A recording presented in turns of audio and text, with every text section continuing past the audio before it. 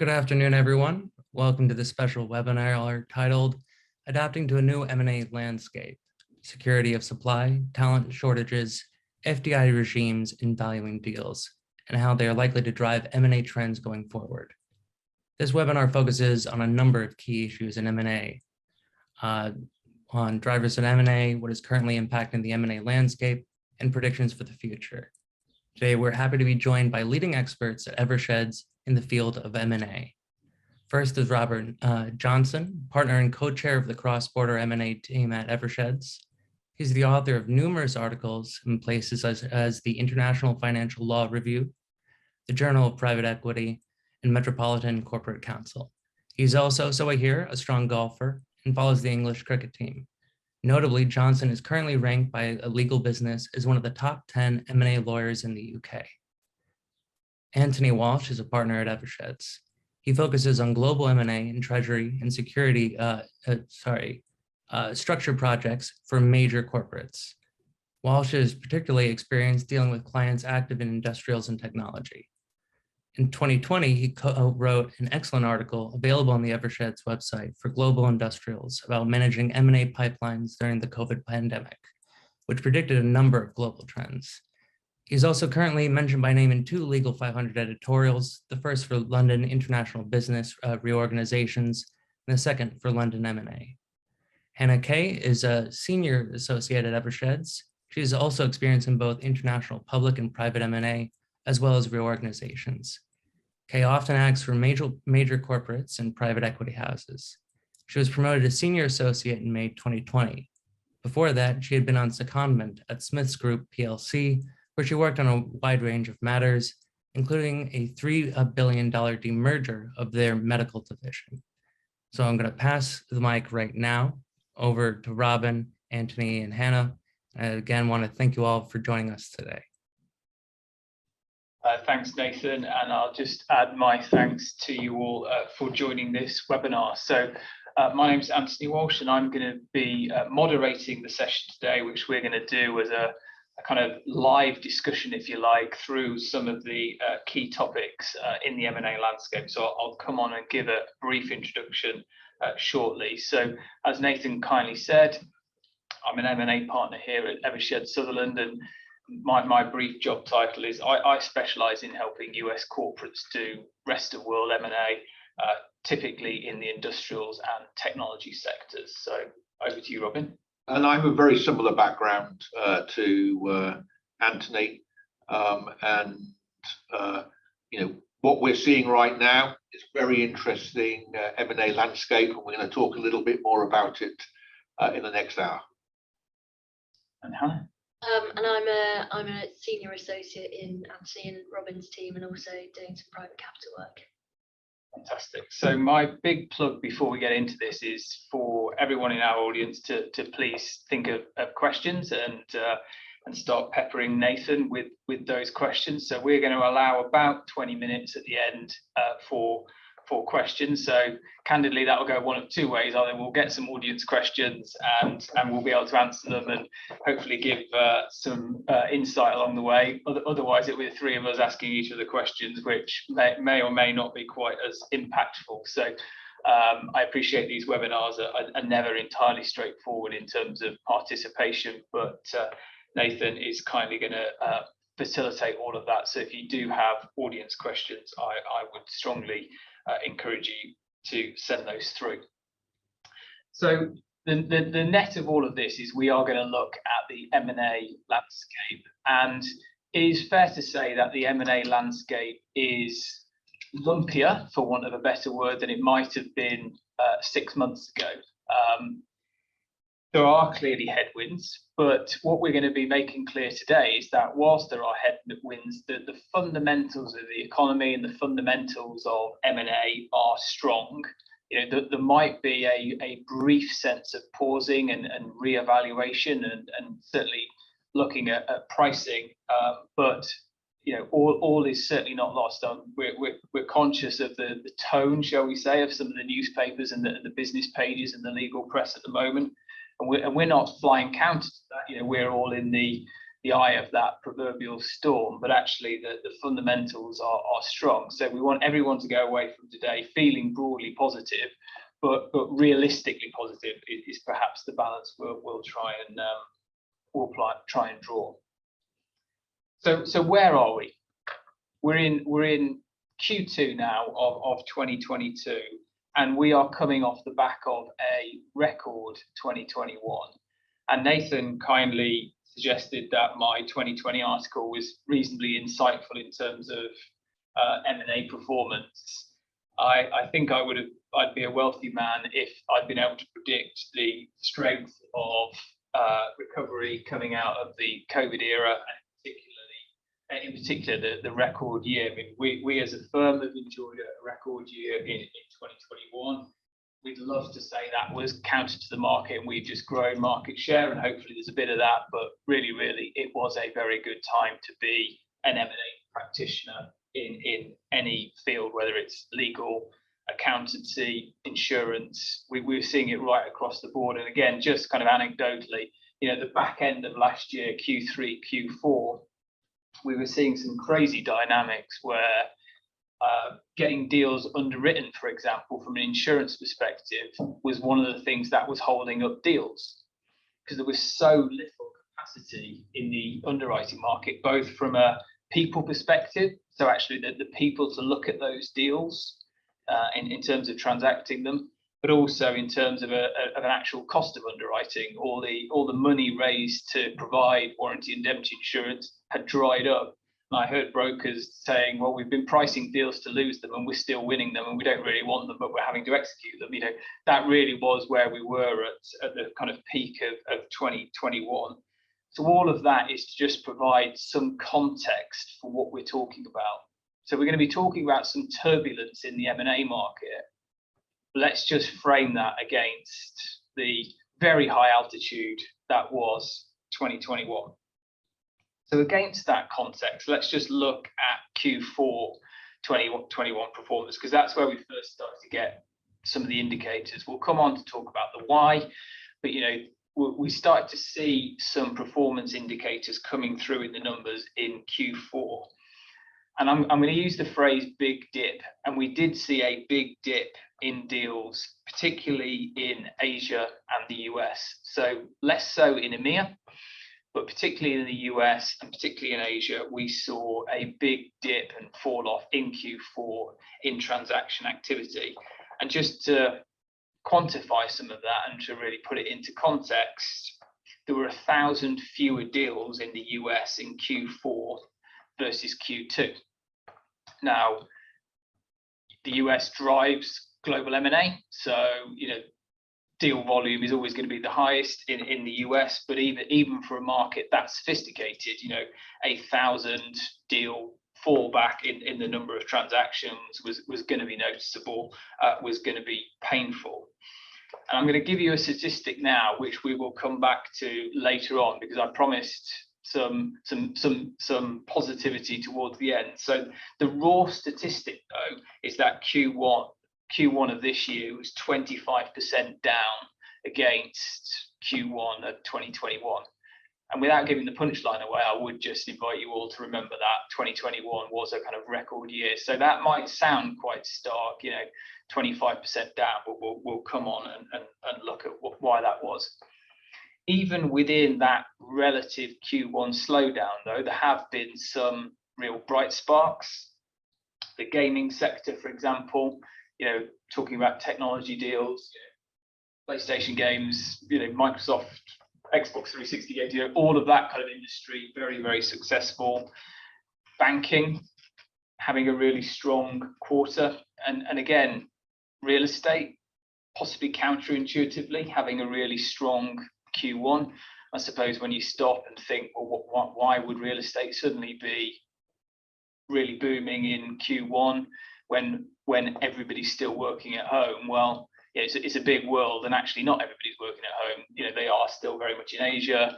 The US are probably a quarter behind Europe in terms of that return to work environment. Robin and I have already been out to the States this year and have seen some of that ourselves. But actually in Europe, for example, particularly in London, we are all back at work kind of full time, and therefore it's perhaps no surprise that real estate markets are starting to pick up. So even against that slightly negative backdrop, we're seeing some real kind of positivity and reasons for cautious optimism.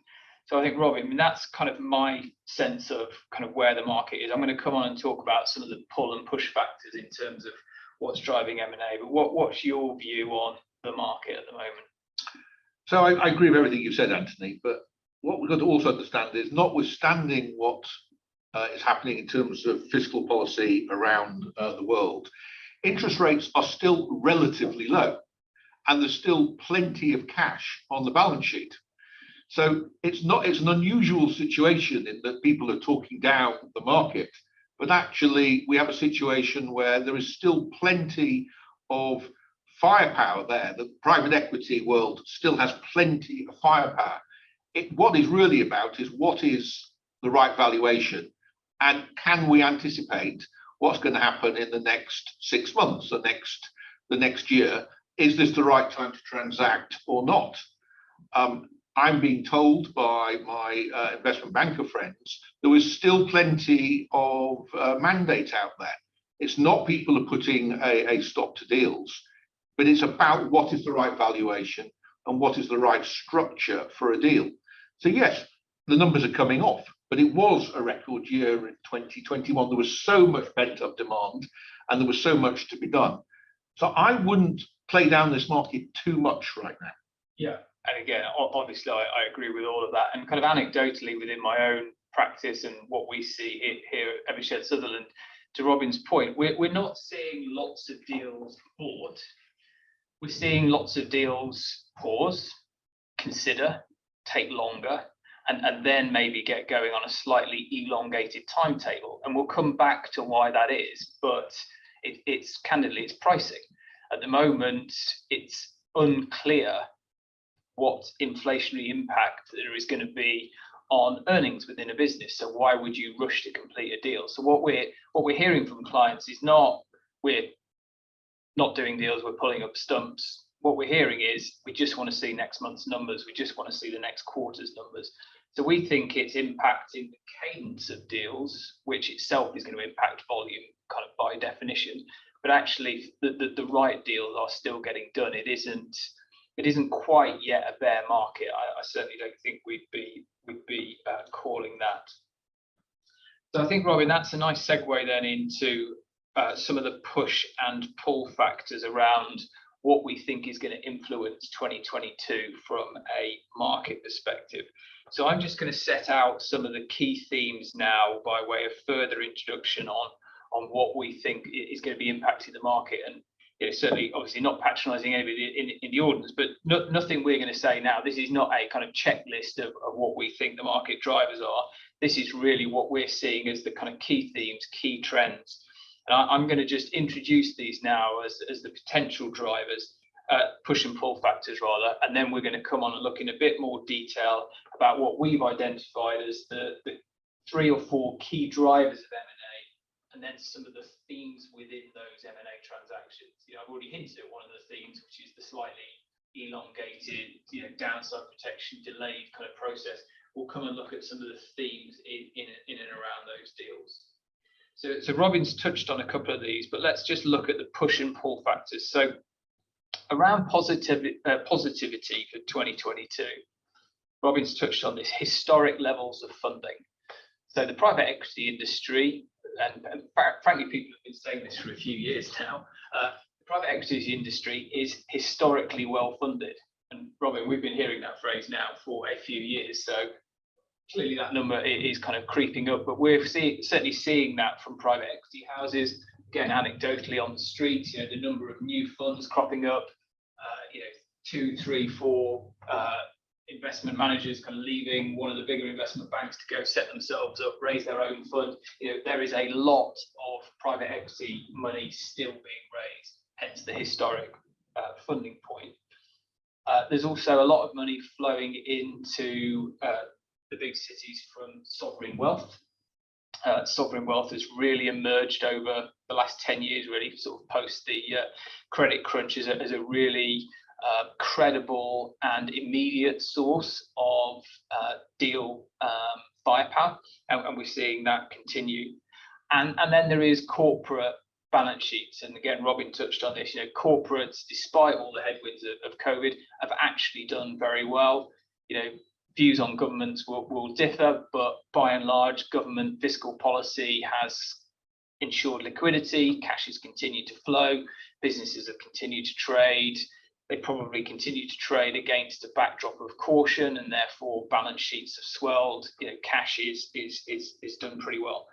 I think the one negative, and Robin, I'm going to steal one of your phrases here, but the one negative is possibly the public markets. The public markets, after their kind of SPAC boom, have quietened down. I know you've said in the past that private capital is the new public capital, or words to that effect, just because of the prevalence of private equity and sovereign wealth.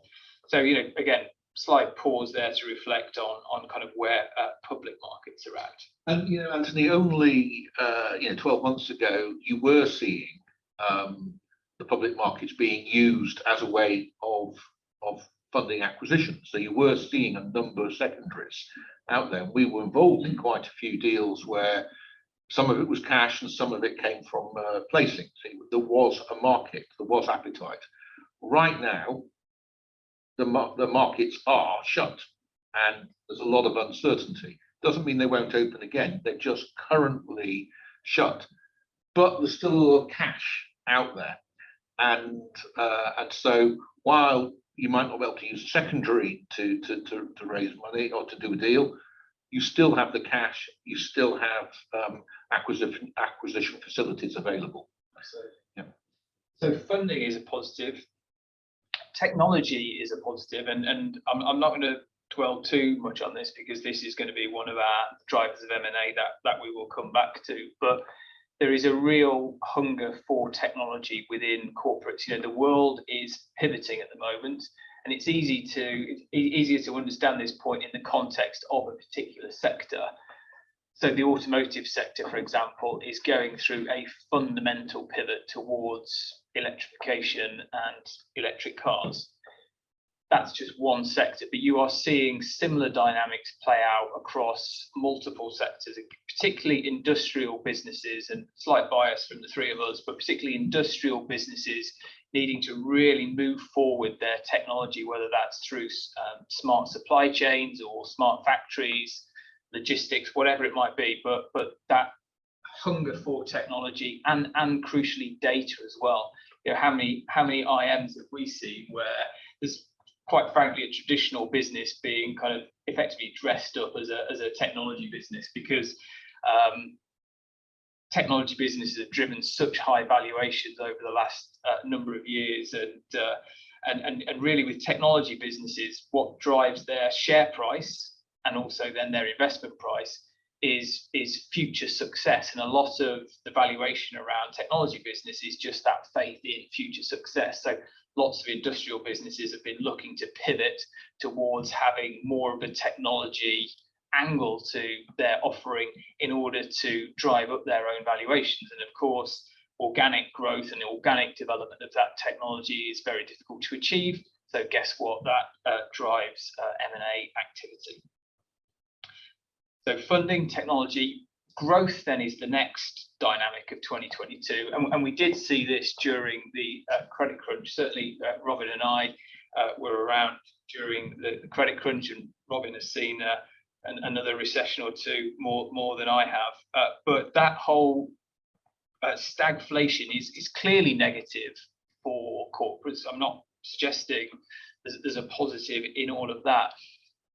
But curiously, it does force businesses and indeed private equity houses to think about where that growth is coming from. And if growth is not going to be achieved organically, and in fact, if your business is going to go backwards, if it only grows organically because of the rate of inflation, then actually you do see the need for M&A to drive and facilitate that growth. So that really is looking for a kind of silver lining there. But if organic growth isn't coming through, then M&A growth is going to have to be on the cards. fourth factor for 2022 is we're also seeing a return of shareholder activism. And again, for a number of people in our audience, that might not necessarily be a positive, because I'm sure you're not all sat around wishing for more shareholder activism, but lawyers are incredibly cynical beasts, and therefore actually that shareholder activism can drive quite a lot of activity, and we're certainly seeing that. I mean, again, Robin, if you think back, I don't know, 5 years ago, probably before the boom time, shareholder activism was a real driver of M&A activity, and I think we're starting to see that come back, and that's going to be a force in 22. And it never went away, but you're absolutely right, Anthony. The uncertainties that are being created, it's certainty and uncertainty right now, actually, funnily enough. But the uncertainty part, and what our board's doing to address that uncertainty, is causing activism. So we'll talk about this later, but during the pandemic, there was an opportunity to sort of review the portfolio of your business, but you didn't. It tended to be more, let's get into the bunker and get through the pandemic, and cash was coming in, as you say. Then last year, it was very active. Now, with the sort of macro issues, looking at performance, again, is something that needs to happen, and shareholders are looking much more closely at what the underlying numbers are, where the margin is, where the margin's being eroded, and asking for action. So that could result in reviews of performance. With the equity markets, as I say, being shut, the one area we might see is public M&A coming up through take privates as valuations are coming down, and that might be a way to also create value. So I think there'll be some take privates as well. Yeah, agreed. And without wishing to be too cynical, I agree with you wholeheartedly that it's clearly the numbers that are driving this shareholder activism. But we'll come on later and talk about ESG as a driver and a theme within M&A. And actually, that kind of social shareholder activism is something that we're seeing in this new round of shareholder activism. And we'll come back and talk about that ESG theme. The next driver of M&A is talent, and the war on talent. I think there's a lot's been said about the kind of great resignation in the US. I read a statistic just this morning that 1 in 5 people expect to change jobs this year. So there is a lot of movement in the labour market. None of us in this room are particularly UK centric, but the UK has got the lowest level of unemployment basically ever, kind of historically low unemployment. So there is a real war on talent, and nobody's going to have sympathy for law firms, right? But we're seeing this within our own business, and again, a number of our audience will have read about inflationary pressure on associate pay, particularly newly qualified pay. We're just seeing that in our sector. You speak to the Big Four, the accountancy practices. That kind of graduate pay is a sign of war for talent. I think where we're seeing that the most is probably, again, back to technology businesses, and I think we'll come and talk on tech M&A themes, but developers, coders, anything to do with kind of crypto, gaming, people in those industry are like proverbial hen's teeth at the moment. Lots of appetite for those. Pent-up demand is definitely a factor. So this is my penultimate point for 2022 positivity. Pent-up demand, Robin touched on it earlier. I think we've probably said enough on that, but there is just that need for growth. There is the cash. All of that just generates pent-up demand. So we'll come on to it. And then supply chain is my final one, and it's possibly odd to have supply chain as a positive. And guess what? I'm also going to have supply chain in the negative column, but they are two sides of the same coin.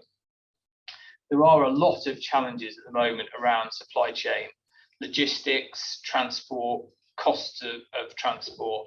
So again, I'm not an economist, so not really my place to say necessarily, but pre-pandemic, you were looking at about $5,000 to ship a container around the world. Post-pandemic, you're looking at $40,000 to ship a container around the world, and they are not insignificant inflationary pressures. They are fundamental changes in pricing. And Robin's a big cricket fan. I'm a big Formula One fan, and the Formula One teams are saying they might not be able to race at the final 4 races of this season unless their cost cap is increased because of the cost of shipping. It's literally as binary as that for them. So, slight digression, but we're seeing this play out in all sectors. And my supply chain issue on cricket is there aren't enough fast bowlers coming through for the to replace Jimmy Anderson, Stuart Broad. Let's see what happens this week. So supply chain and those costs, are forcing businesses to reshore some of their supply chain. So we'll come on in a moment and talk about deglobalization. Again, frankly, the punchline is we don't quite believe in deglobalization. We believe in re-domiciliation of supply chain, but that's to us, that's a different thing. But that need for local supply chain and dual source, triple source, moving away from single source, put it that way, is a real kind of driver of M&A activity. So lots to be positive about in 2022. Unrealistic optimism, though, is not a sign of good leadership. So as a good leader, you need to have realistic optimism, and we do need to kind of face facts. We do need to think about where we are in the world at the moment and look at 2022. It's very dangerous to try and call markets, and I don't know why I'm stumbling into doing so, but my personal view is this will be a year of 2 halves. I do think H1 will be difficult, and H1 is quite difficult. Again, I'll come back to reasons to be positive, but H1 of this year is only difficult by comparison to 2021. H1 of this year is not difficult by any of the preceding 15 years necessarily. So we'll come back to that. But I do still think this will be a tale of 2 halves. I do think the first half of this year will be quite difficult, and the second half won't necessarily be less difficult, but of course all of those pressures will have been understood and digested, and you get to a psychological point, because M&A is all about people. You get to a psychological point where people have understood, digested, okay, we are where we are, let's move on, what can we do? So let's just talk about some of those 2022 drags. There's clearly China and what's going on with growth in China. The Chinese government are still, to a large extent, ensuring a kind of lockdown, and that is stifling Chinese growth. And guess what? You stifle Chinese growth and you stifle world growth, global growth, and that is providing a drag. Security is inevitably a drag at the moment, and that's not to play down the significance of the war in Ukraine. Obviously, it goes without saying that for the people directly impacted, but actually, security more broadly impacts corporate confidence. It's another one of those pull factors that just encourages boards to just pause, reflect, think, and guess what? All of that pausing and reflection takes time and holds back deals. Interest rates have already gone up. Inflationary rates we're clearly seeing. We'll come on to that, but fiscal policy generally has changed quite markedly in the first half of this year. I've been speaking to an economist friend of mine in preparation for today, and his view was actually most of those levers have been pulled now, and that's back to my H1 pausing, H2 hopefully better because people are going to have to get on. His view is most of those levers have been paused now, and what you've actually had over the last few months is a double impact of, yes, inflation, but also fiscal policy being effectively switched off. So if in a normal environment, if you were suffering with the kind of inflation you would have now, you might just adjust the leaky tap slightly and stimulate fiscal policy, but you can't stimulate fiscal policy at the moment because putting more cash into the system is just going to drive that. Sorry, if you were in a slower growth environment, you would normally open the taps to just stimulate the economy, but you can't open the taps in an inflationary environment because you're just going to fan the flames of that inflationary impact. And then to finalize this part of the 2022 drags, it is supply chain. It's the other side of that coin. So what is slowing down growth? Well, it's the fact that goods, services are just stuck in the system. And again, another economist I was speaking to said, look, the world just feels a bit kind of broken at the moment. And I think that's a sense that we all have. You know, we're all feeling it as consumers. Nobody's going to turn around, you know, in the face of a war in Ukraine and moan about the time frame for the delivery of their furniture, but we're all seeing that in a micro environment in our personal lives, and you can extrapolate that through the corporate world, because it's those same slightly broken supply chain, logistics, transport costs. It's all of that is just wrapped up into a sense of business being a bit difficult. Robin, anything else on push and pull factors? No, I think, you know, you're right to focus on the issues you focused on. To think that in China, because of the policy that's being adopted, that, you know, there is 1% of capacity left in the distribution centres in China. It is the distribution centres are absolutely full. You look at the graph where all the ships are stuck in the South China Sea. Even if that was to clear quickly, there's still going to be a long ongoing effect of how that supply chain is going to sort it out. To hear that, I'm not going to mention names, because I don't want someone to say, why did you pick our car out? But to hear, as I was hearing from some of my American clients the other day, that actually cars are going off the production line without all the features. So that the top end cars are going off the supply chain without all the features. And they're saying to say, you know, they say, Anthony, you want your new car, you can have it, but you would need to bring it back to us in 6 months' time, when we can actually complete, when we have the right chips and we have the right. So you can't have whatever extra you want. To think that that is actually going on in 2022 is quite extraordinary, when it's all been about the added value. That's where all the value is in automotive. Yeah. And to actually think that that is going on right now because of the supply chain being broken. So another client was telling me about how, they asked me how many batteries did I think were in a particular type of car. And so I thought, well, what? The answer is no, 3, right? Because of all these added features. And then batteries being put in, and then it's being switched off, because the only other 2 batteries are being used, because that 3rd battery isn't going to be used. To hear those sorts of things in a modern Western consumerism society is quite extraordinary. It just gives you that slight sense of kind of broken markets. Yeah. So push and pull factors then for the M&A landscape. Let's just dwell then on a few of the main drivers of M&A. And I'm going to come back to you then, if I may, Robin. So we touched briefly on the kind of war on talent. So do you want to just talk to that and what you're seeing in your client base? Yeah, and Hannah, please, you can add as well, because of the things we've been involved with. But I mean, this is actually quite a complicated story, because you know, what is going on in the labour markets, bearing in mind all the problems we've just been describing. And Anthony's quite rightly focused on tech and coding, etc. But actually, even in the blue collar sector, there is a shortage of talent. This is not a Brexit issue. This is a global issue.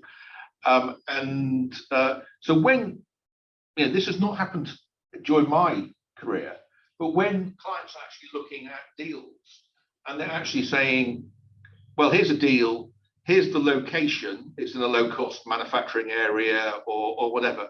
They're then saying, where do I get my employees from? So I go and put, you know, a factory in, I don't know, Lincolnshire or wherever, because you know, whatever. But where are the employees? Or I put there's a factory sitting in Slovakia or Romania, because we've been told it's low cost. Where are the people there to actually, on the blue collar side, to actually look after the factory going forward? One of the consequences of the pandemic was that companies suddenly realized maybe they didn't have the talent locally that they thought they had. And when management had to look after the businesses when pandemic was going on, there wasn't as much travel. I think they then realized there was also a shortage of local talent. So it's a really complicated situation, in that why should there be a shortage of talent when we're talking about potential recession? why are we then focusing on, do we really want to do this deal, even though we're in these businesses are in a low cost center in some part of Asia or some part of Europe, when actually maybe I can't get the supply chain through, and maybe the people aren't there, and maybe there's other issues. So the old style DD that you used to do, you used to sort of, let's have a look at the employment arrangements, let's have a look at the employment contracts, let's ask them questions about working time directive, let's go and ask them questions about holiday pay. Obviously, you still ask all those questions as part of the team, but actually, war on talent's become a much more strategic issue within the actual M&A process. Anthony mentioned a deal that he'd been involved in where the gap between signing and closing, because there's more gaps between signing and closing because of regulatory issues, which you'll talk about in a minute. In Anthony's deal, one of the conditions was that there were so many coders still employed by the company. So outside of actually the control of the sellers, you were having a situation where they had to make sure there was a certain number of employees.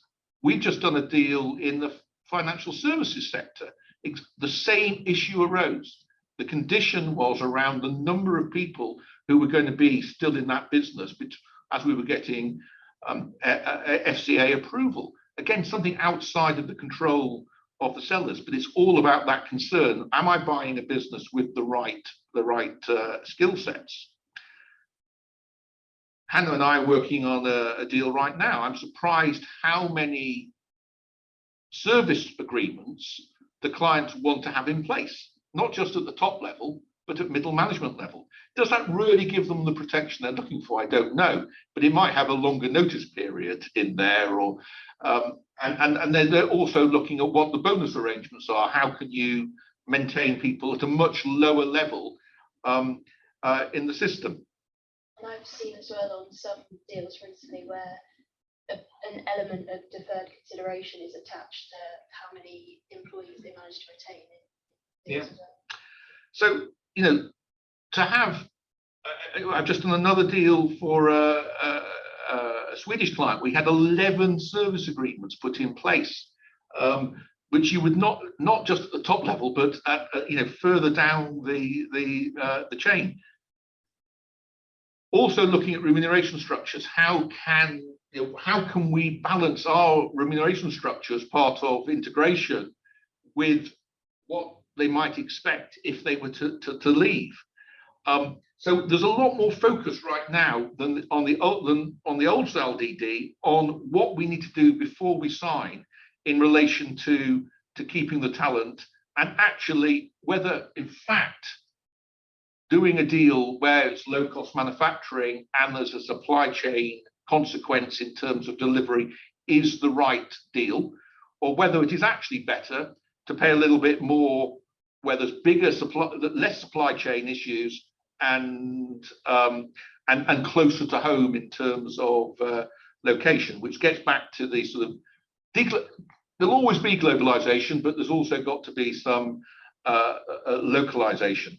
So it's a complicated story on talent right now. You would expect, we've heard in the press today or last week about some evidence of people being laid off, but actually there is still that general shortage out there, and companies having to look at it much more closely as one of the key drivers on M&A.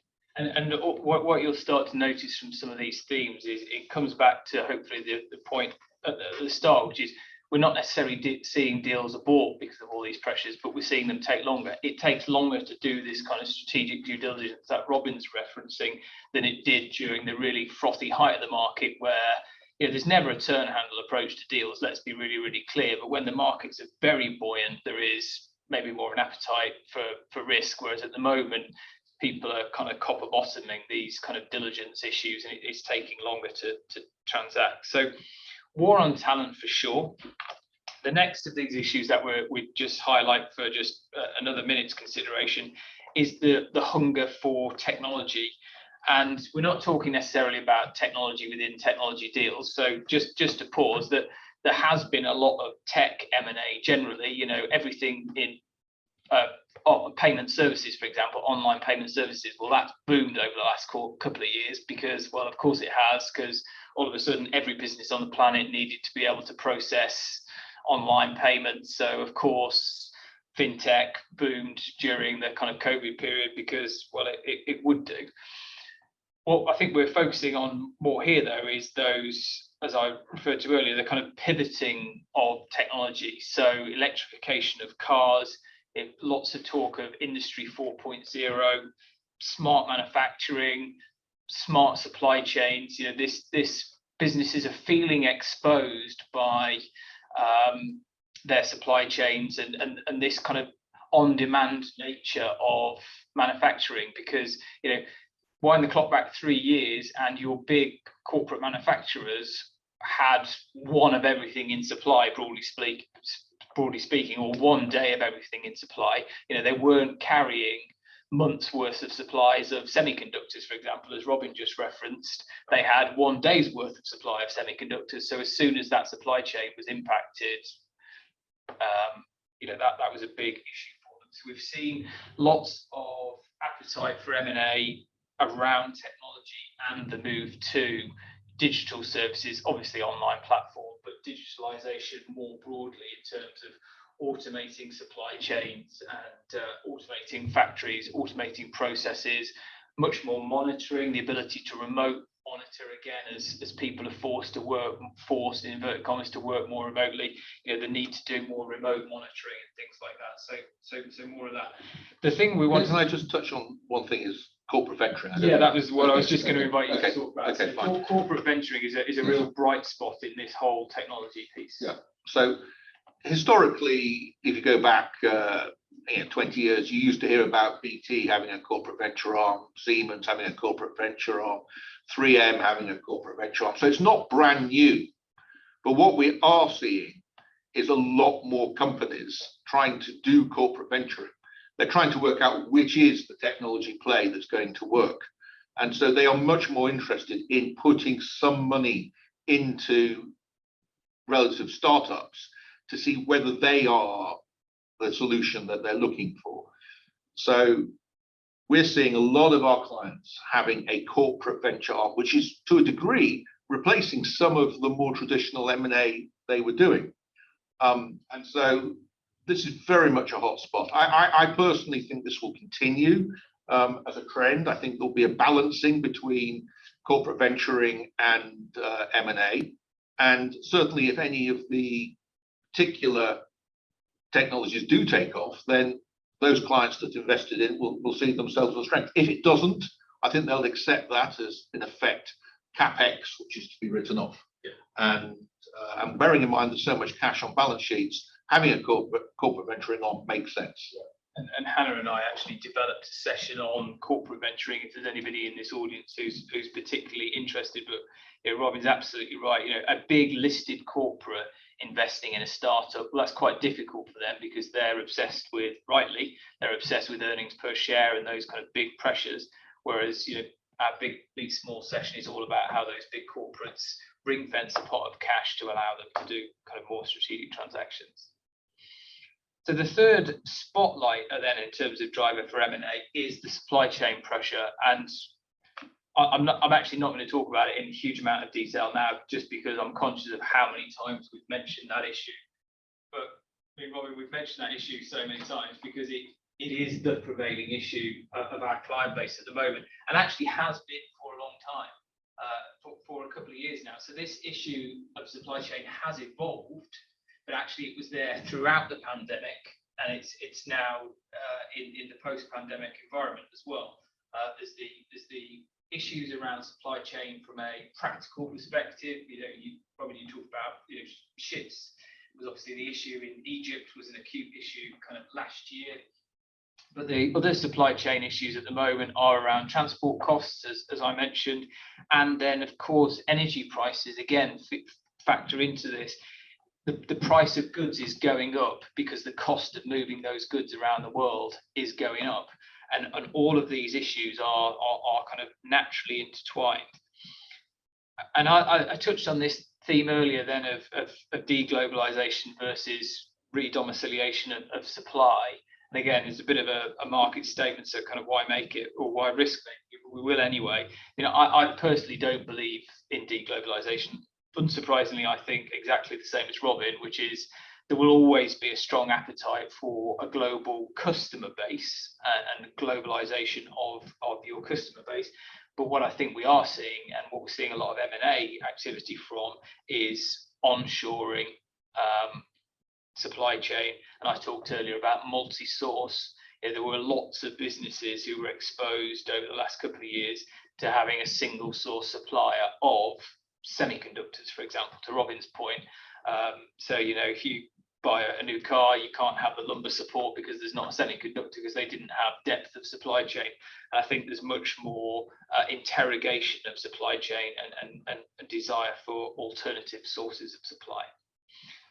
And you know, just on that, Anthony, it's always a big decision for a company to do a greenfield.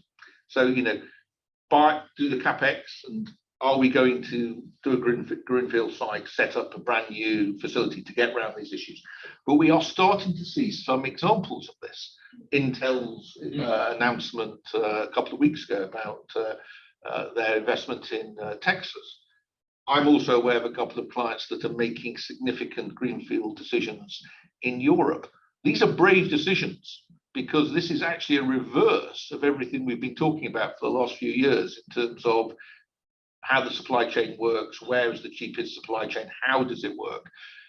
If the market was to change again and everything was going to get released, these could be white elephants. But there's so much pressure from in the supply chain to actually deliver that companies are making the decision to spend capex and on greenfield sites. Absolutely. Yeah, and we see this in again, we've been doing this kind of long enough to have seen, you know, conglomerates become fashionable and then unfashionable and then fashionable again. And I hate to say it because it sounds cynical, but there is a degree of kind of secular nature of some of this stuff. So we talked about you know, a lot of the drivers of M&A. I think let's now just pick out a couple of themes from those deals. I think we've hinted at a few. But Hannah, why don't you then talk us through what we're seeing on the kind of regulatory side? You know, I think we've touched on the fact that M&A is arguably getting more complicated. Part of that is regulation. So you want to just talk to that piece? Yeah, and I guess part of the kind of increase in regulation that hits M&A, so foreign direct investment regulations and merger control regulations, comes out of the kind of supply chain onshoring, like you said. So governments and big corporates found in COVID that, for example, all their PPE was manufactured in China. And so there's a bit more of a focus on governments making sure that they're happy with whatever offshoring or foreign investment does happen in M&A. And that is kind of broadly a global theme as well. So you've got a new foreign direct investment regime in the UK. The US have said that they're going to be much more activist in their regime. And again, in CFIUS, it's expanded at the end of last year to cover joint ventures. There's a new regime in Saudi Arabia as well. So we are seeing similar things across the world. And again, that makes international M&A not prohibitive, but it makes it more complex. So one,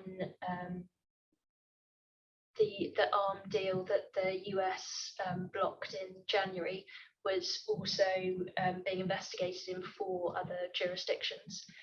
So there seems to be a more of an interest in regulators in working together, and a lot more deals being caught in different jurisdictions.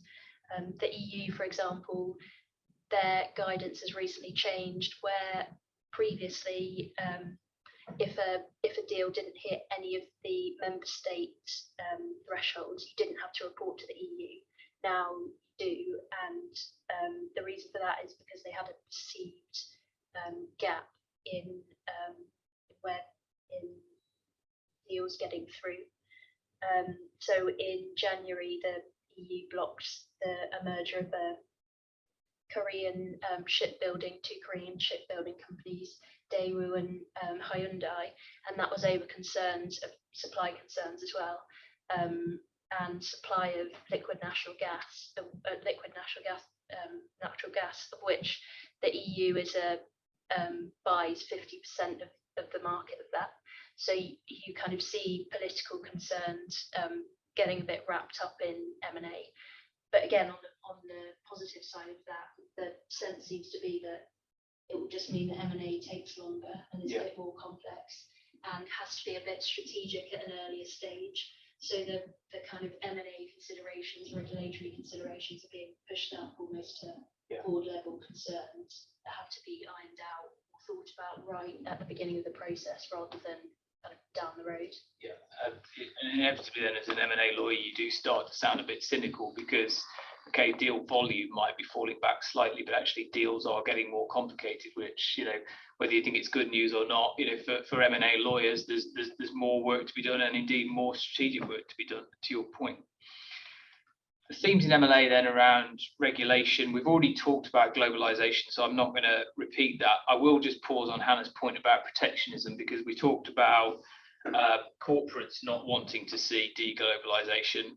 I'm not sure the same is necessarily true for governments. We do see more protectionist intervention from governments and foreign direct investment, expansion of CFIUS, similar regimes within Europe. We've seen similar in Australia. You know, all of that is actually designed to ensure governments have got control over supply of critical infrastructure for their citizens. So I think what we said about non-deglobalization for corporates, actually within governments, I think protectionism is a theme that we saw right the way through the pandemic, and that is going to be a theme that we continue to see in M&A going forward. And I think on that as well, where it used to be, you could be fairly certain that it would only be defence kind of assets that would, where you'd have an issue with merger control or FDI. The new regimes and the changes to regimes seem to be making it, allowing governments much more scope to kind of intervene on whichever they think is important. Yeah, definitely. I mean, if you take tech deals, for example, and data, you know, data has really been kind of weaponized, really, for want of a better word, by regulators in different countries as a way for governments to try and get some control over, you know, what big tech are doing. Robin, we talked earlier about ESG. Do you want to just say a few words about ESG as a theme within M&A? Again, some positives and minuses in all of that. Yeah, I won't talk specifically about ESG. That's a topic in itself. But it is clearly relevant to M&A. And we've had a number of examples recently of where ESG has been a driver. It can be a positive driver and it can be a negative driver. Companies have been setting themselves targets. If, as part of the due diligence, they are buying a business and actually that business hasn't got the same standards as they have in relation to ESG, when they get integrated into the business, it affects the overall group's targets. So a relevant factor is, do we buy this business if it's not as compliant as our business is in relation to ESG? What are we going to say to the markets about how that's affecting our overall targets? Can we give a good enough explanation as to why our ESG numbers are being adversely affected by buying a business which doesn't have the same standards as us? On the other hand, you do have examples of people who are buying businesses which have better ESG credentials than them and therefore using them to promote that they are moving in the right direction on their own ESG credentials. You see that, for example, in the energy sector. We've had a couple of examples recently, which again, you know, it's a bit like this war for talent. Was this something that was specifically focused on in the last few years? It may have been to a degree, but not to the same degree, of actual audits, proper audits, not just doing a phase one, you know, the traditional environmental surveys, but actually doing audits of factories that are being bought. And we had one example where a client actually said they weren't going to do the deal until these issues were addressed. because it wasn't sufficient to have a price, a check, or escrow or retention. They actually wanted these issues addressing up front, and they forced that to happen. Now that also involved third parties. It wasn't just the factories weren't wholly owned. There was a third party element to them. So we think of modern slavery and we think of ESG issues as being important in their own right. How do they really, let's have a warranty or whatever. But actually, if they're actually going now to whether we should do the deal and the reputational risks and how our ESG index will be compared with our peers, this is ESG is important in that regard, never mind the ESG as a topic in itself. Agreed. I think anecdotally from my client base, clients aren't chasing deals to buy in better ESG credentials necessarily. The fundamentals of earnings have got to be there, but they're certainly not doing deals if it would not move them forward, if that makes sense. Robin, I'm going to keep just picking on you. There's just two more points in terms of the themes of M&A. So one of the other themes is just the types of deals we're seeing. And I kind of hinted at this earlier of the kind of cycles of conglomerates versus kind of core business. And I think without leading the witness, we're seeing much more focus on core business, getting rid of anything that's non-core, anything that's kind of dragging the business down. Do you want to just say something about that and kind of downside protection? We've talked about a couple of those issues already. We've mentioned the venturing. We've also mentioned activism. And I think a lot of this is around, this is the time to review performance of businesses. Actually, where is the margin? Where's the margin being eroded in the supply chain? Is there actually a way of improving margin or not? And if we can't improve margin because we haven't got that sort of competitive, leading technology, do we want it as margins get eroded through supply chain? So where you've got a situation where you've got inflation and your products you can't pass on the costs, is at that time to review the performance of those particular divisions. So I think what we will see is there will be the traditional non-core sales, but they will be driven by margin rather than necessarily non-core. Yeah. And so that will create opportunities for the private equity funds who don't necessarily have the same pressure, take the thing off the market, have a look at it, redevelop it. So I think there will be some activity in relation to that. Remember, there's still a lot of cash out there. Absolutely. One of the other things, though, is because of that uncertainty around what is the real numbers, as you mentioned, what is the real future, we're seeing so many more earnouts or deferred consideration deals. I am really nervous about all these earnouts because I know from history what that means is there's going to be a dispute in 2 or 3 years' time when someone's going to say that earnout covenant wasn't followed. It's okay if you get the earnout, it's when you don't get the earnout. That is when the dispute is going to arise. The earnouts we're seeing are much and varied. So they can be the simple earnout around how the technology works, how the people are there, etc.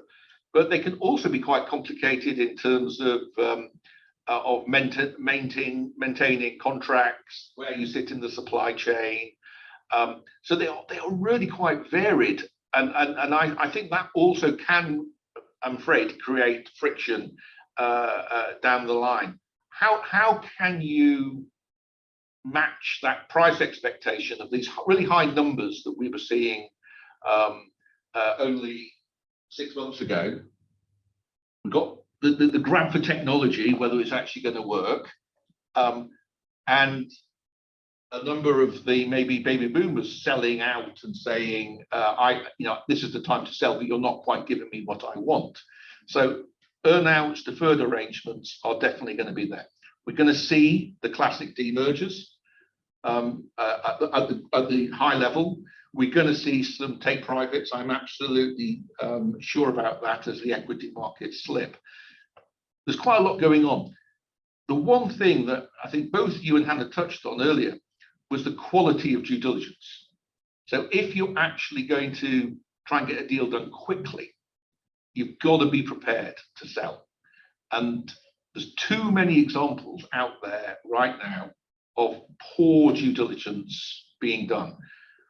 There may be a legal fact book, there may be some sort of VDD that has been done, but the gaps are there, and corporates in particular are looking much more closely at DD, whether internally themselves or whether using external professionals. And they are saying it's the quality is not there in DD, and that is, as you said, Anthony, slowing down the deal. So I would encourage people on this call to, if they're on the sell side, advisors, get that DD sorted, get it done, get it reviewed, such that what are the questions that are going to be asked if you are selling or buying it, because it is causing deals to slow down. Thanks, Robin. That's great. We're just going to wrap up now. I mean, the final theme is the rush towards kind of brands and reputation. As the world becomes more uncertain, there is a flight towards companies with a long history and a strong brand and a strong kind of reputation. And I then promised that we'd finished on a positive. So we talked earlier about deal volumes and kind of where we're seeing the market. And, you know, Q1 not being as strong as Q1 of last year.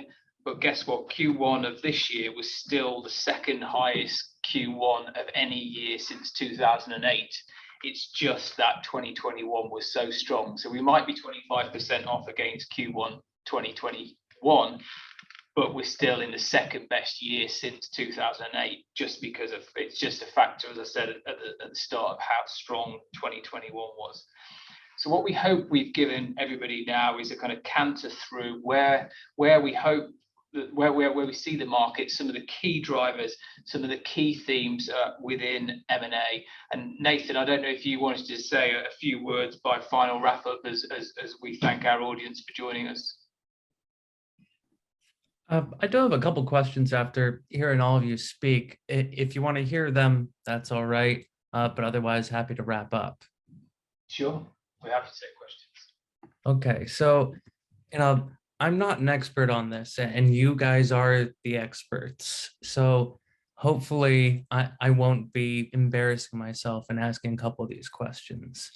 But a lot of the talk, for example, dealing with tech, it's my understanding, again, I am not an expert, that there's been some tension in the markets, for example, against crypto versus gaming, with access to graphics chips, dealing with the supply. And so I'm wondering maybe if you feel that there might be, due to issues with the supply chains in the future, maybe similar cases that we should be keeping in mind when it comes to access to maybe particular forms of technology that are in limited supply and maybe not produce that an amount for two different sectors, for example. Yeah, I mean, I think it is an interesting observation that you've got industry like gaming, like crypto, which is being impacted by the physical production of a thing, a widget. In that case, obviously, a semiconductor. You know, it's a hardware issue. I think we all think of technology deals as cloud, software as a service, and look, there are a lot of businesses like that. The private equity industry love those kind of technologies because they're low capex and usually, you know, high multiple, very nimble, very global workforces. So there's lots and lots of positives in the technology industry. But yeah, I think it is a valid observation that even within the technology sector, you very quickly get back to hardware, networks, infrastructure, phone masts, cables, whatever it might be. You know, there is stuff, physical equipment, and at the kind of physical equipment end of the technology sector, we're seeing those kind of pressures. Yeah. And you know, you think of more traditional industries, and where does the metaverse fit in? And suddenly you're being told that actually the growth area is the metaverse. So for retail, consumer goods, it is the metaverse, because that is where the next generation of customers live. They live in their own artificial worlds. And so you have retailers who have physical stores and have online trading platforms, but actually spending time trying to work out how they get into the metaverse, how they can get their product into the metaverse, because that is where the young customers coming through are going to link their products. So gaming, metaverse in more traditional sectors is actually relevant to their strategy. And certainly the war for talent between those two subsectors, between gaming and crypto, for example, is one of the most extreme examples of where we're seeing on that war in talent. I'm just conscious of time, Nathan. Is there? No, there is no time limit. We can keep going, but you can always tell me to stop asking questions. Another question I was wondering, maybe it's because my own background, but trying to see relationships between different areas. And you mentioned sort of in the past quarter, there's been issues in China with lockdown stifling Chinese growth, stifles global growth. But on the other hand, there's been the Belt and Road Initiative that's been going on for some time now, and they seem to be thinking, rather than about next quarter, thinking about next 30, 40 years into the future. And this sort of relates to mentioning sovereign wealth funds earlier. And I'm wondering, do you feel like that's a similar mindset that's being held by sovereign wealth funds, trying to think rather than just the next quarter, trying to think in sort of the medium to long term? Yeah, definitely. And that is exactly the heart of what differentiates sovereign wealth as a form of capital versus private equity. You're absolutely right, of course, on your observations on China. The slightly flippant response to that is, well, the Chinese government can afford to wait 30 or 40 years because they haven't got an election coming up, or they haven't got an earnings call coming up. So they are on completely different time horizons. And you're absolutely right. You then see that in sovereign wealth. So sovereign wealth is not necessarily about making money in 5 years, 3 to 5 years time, like a private equity fund is. Sovereign wealth is much more about generational wealth. Okay, that's great. Thanks for clearing that up for me. It really helped. If it's all right, I have maybe a third question. Is that all right? Sure. Yeah, absolutely. Yeah, I know I got a whole list of questions. It was really informative and I want to learn more about the topic. So there was some mention of ESG as a positive and negative driver. And I think maybe related to that, and this may be something that, was in the background with a lot of your discussion, may be the fact that a number of governments are looking at climate change and feeling like they have to push certain green initiatives in response. And so this puts certain pressures on some industries and provides opportunities for others, especially with green energy, for example, other forms as well. And so I'm wondering if you feel like there's anything maybe in the short term to medium term coming from maybe sort of government influence in the market that people should maybe be keeping an eye on? I certainly think there will be government interjection in the energy industry more broadly. I mean, obviously, partly in terms of cost of living. I mean, I'm not going to give a view on whether I think there'll be a windfall tax or similar, because I don't think that's necessarily the heart of the question. I think the heart of the question is more about subsidies and support of particular industries. And I do think there's going to be more support of green technology. I think, again, back to some of the things we touched on during the main presentation, which is there is a lot of inflationary pressure at the moment. And if governments put cash into the system, effectively print money, state subsidy, state aid, whatever you want to call it, it's all adding cash artificially into the system, and that is going to have an inflationary pressure. So governments are struggling with how to stimulate economies without further fanning inflation.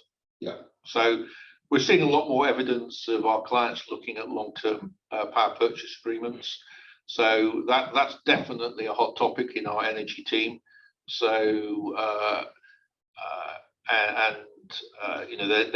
they might be paying slightly more for their energy now, but they're working out that on the long term that is the right thing to do. So you've got the whole initiatives around, you mentioned renewables, but also around nuclear and where that is going, and the opportunities for not just the big nuclear sites, but also for smaller nuclear arrangements. So there's definitely a reporting issue, as you pointed out, in terms of how is energy being used, what energy we're getting from. But I think a lot of it is around now trying to get certainty on pricing. So power purchase agreements is definitely a growth area right now. Not so relevant to M&A, but it's definitely happening. Great. Well, thank you. Thanks, Nathan, for those questions. I think we probably will have to wrap it up now, just with an eye on timing, if that's appropriate. Okay, that's brilliant. I want to thank all three of you again for joining us today. It's been a real pleasure hearing you all speak. Thanks very much. Thanks for the opportunity. Okay, bye. Cheers.